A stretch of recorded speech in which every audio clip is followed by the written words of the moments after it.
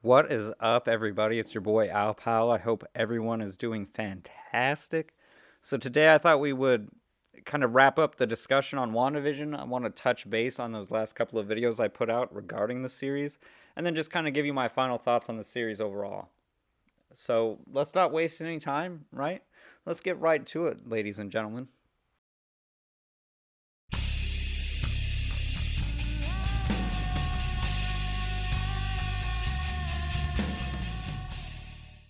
Okay, so the first thing I want to do is just kind of revisit the ideas that I discussed in my previous Marvel videos.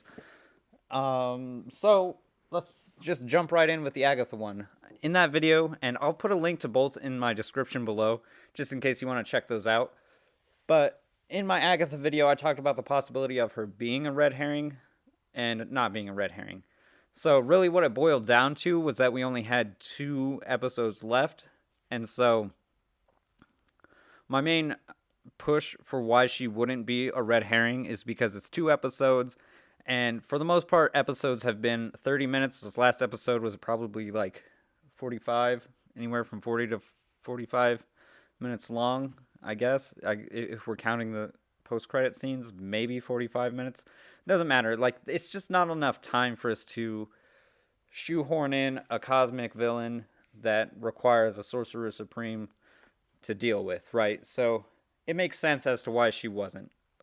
And it sucks for anybody out there who's like really getting excited about a Mephisto or a Nightmare getting a cameo in this. I was kind of hoping we would get something like that to help set up the Strange movie, but it is what it is. But hey, that's all I really have to say about the Agatha video. So let's kind of talk about my mutant theory video because that's the more interesting one, I think. So, first of all, I think that a lot of the theories that I put forth in that video are still pretty functioning or would still function well moving forward. So, let's kind of talk about what doesn't work really anymore. First of all, we didn't really get a House of M moment. I was hoping for like a global catastrophe with like the Hex and this giving people who had like a latent mutant gene their powers, and then all of a sudden we have like a large population of mutants in the normal world, and that would kind of force any mutants that were in hiding to come out. We didn't get that, but what we did get was kind of this look into Wanda's past, and we see that she might have used a probability hex to alter the probability of that bomb going off, which suggests to us as the viewers that she's had her powers all along. And if that's the case, then maybe Pietro did too, and their run in with the Mind Stone just amplified those powers. And if that's the case, then I think we can say that they were mutants all along, and that was something that I had put forth in those videos as well, which I'm going to roll with it. They're mutants. You can at me in the comments if you want. I'd be happy to hop into that discussion. But yeah, what other aspects of that theory would I like to discuss? There are some things that are still kind of unanswered since we didn't get. Again, I was kind of hoping for like a Professor X or a Magneto cameo here. Since we didn't get that, and in my theory video, I was talking about how we could just borrow an aspect of House of X comics where they're in hiding on their own like island or something like that. Maybe they're still doing that, and maybe that's something that could be explored in the future. Because, like I said, we didn't get any confirmation of mutants or any like cameos like that. So it's still up in the air how they are going to be introduced into the MCU. But it's really cool to think that there's a pretty good probability that Wanda and Pietro are mutants. So maybe they just exist in the world already. Who knows? All right, so when we got that stuff out of the way, let's go ahead and talk about my final thoughts. I don't want to harp on the show too much. There's just a few things that I want to nitpick at, and then I'll talk about the good shit, right? So the first thing that I'm going to kind of isolate here is the aerospace engineer thing. I'm almost positive there's a lot of people that were kind of disappointed that we didn't get at least a name drop of somebody that designed this vessel to get her into the Hex, right? Like, I've seen some theories that it could be Adam Brashear, which I think would have been dope. I seen some theories that it could be Reed Richards, which also would have been dope. And here's the thing, like if anybody there could just be some super smart aerospace engineers out and about, you know. But to deal with like this cosmic like magical barrier that is emitting all sorts of different types of radiation, or at least the CMBR, I think that's what it's called. You can correct me in the comments if I'm wrong on that. I think it would take somebody who's pretty smart, and Adam Brashear and Reed Richards are pretty damn smart, you know. So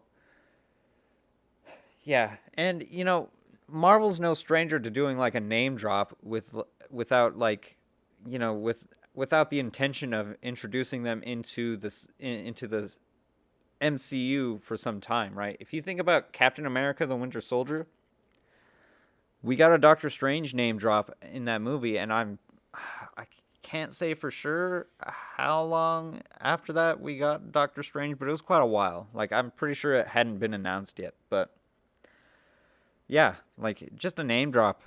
A lot of people would have lost their minds, but that's just one small thing. Right. Yeah, this is probably a big one to discuss. Photon. Here's the thing, okay? I'm super stoked about Photon, and you'll hear me talk about this quite a bit, or say something like this all the time. I have a lot of like favorite characters from the MC, or not the MCU, just from Marvel in general, and Photon's one of them. I was kind of disappointed about how we kind of built up to her getting her powers and she gets them, and then we don't really get to see a whole lot of it after the fact. We get to see her use it a little bit, like when she rips that necklace off of Ralph, or when Wanda slams her into the ground. But like the big like reveal moment of her powers, not like a reveal, I guess, but like the big moment was her just tanking those gunshots, which, don't get me wrong, okay? I think that was a fantastic scene. No problems with that at all. Like the build up to it didn't really fit with the payoff, if you ask me. So that's where I stand. And then, lastly, my last little nitpick here on like the finale and wrapping things up was the post credit scenes were kind of underwhelming. I'm not gonna lie. I know that like I can understand why we don't like introduce a lot of things during the series. We kind of want this to be a self-isolated story. We don't want to be like, oh, and then Reed Richards designed this vessel, or Adam Brashear or whatever, or like, oh, and here's Magneto. I understand why like maybe we wouldn't introduce so much in the confines of this story. But the post-credit scenes are really supposed to like set up the next, I guess, movies, because if you've seen it, you know that the first post-credit scene is setting up Captain Marvel 2, most likely. The second post-credit scene, setting up Doctor Strange. And it's not that I have a problem with the scenes in general, I just felt maybe they were a little underwhelming, right? But that's about it. I don't want to go into too much detail because I might just ramble and it might not make sense. So let's talk about the series overall. It was fantastic. I think it was really great to see Wanda and Vision's relationship. That's always been kind of an interesting thing for me in the comics. I thought it was cool to see their kids. That was obviously pretty cool. One of my favorite parts in that finale was Vision and Spectral Vision discussing philosophy, and then Wanda's Vision unlocking Spectral Vision's memories, and then he just dips, which is kind of cool because we haven't got like a lot of time with Vision. He just kind of died. Like it really sucked. We watched Age of Ultron. We're like, well, he's got the Mind Stone. Dude's gonna die because we know Thanos is coming back, or Thanos is coming. So that was a really cool scene. I really like how they set up Wanda to be kind of like this prodigy in magic, right? She sees the runes for the first time with Agatha, and then she's using them on the walls of the Hex when she's fighting Agatha, and I think that was super sick. And plus the post-credit scene with her reading the Darkhold in the astral projection form, whew, that really blew my mind. And the fact that we get like probably the most comic accurate Wanda outfit we've seen for the MCU. I like literally clapped about that. All right, like I was super stoked about that.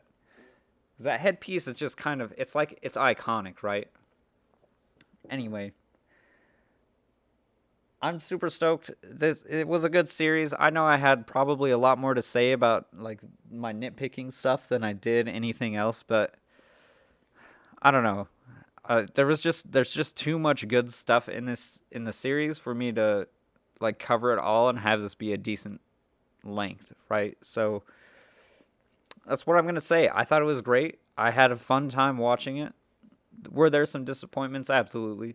I think there are with almost anything we watch nowadays, so it is what it is. But hey, that's all I've got for today. I hope you guys have a fantastic rest of your day. Be kind, be safe, spread the love. We'll check you later. Peace.